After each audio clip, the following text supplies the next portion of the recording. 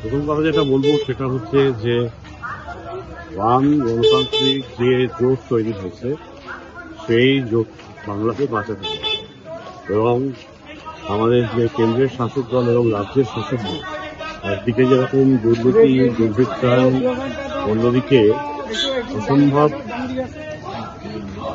অসম্ভব একটা সামাজিক ব্যাধি, যে সামাজিক ব্যাধি আমাদের পশ্চিমবঙ্গের জনগণকে দুভাগ করে ফেলতে চাইছে বানানো ধর্মে।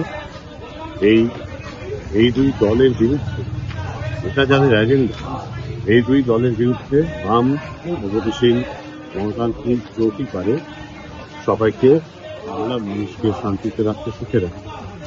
সেই কারণে আমি প্রচারে এসেছি। সব থেকে বড় কথা, এখানে দুই সম্প্রদায়ের মানুষ কাজ করেন, বাস করেন, সুতরাং তাদের মধ্যে যেন শান্তি শৃঙ্খলা বজায় থাকে।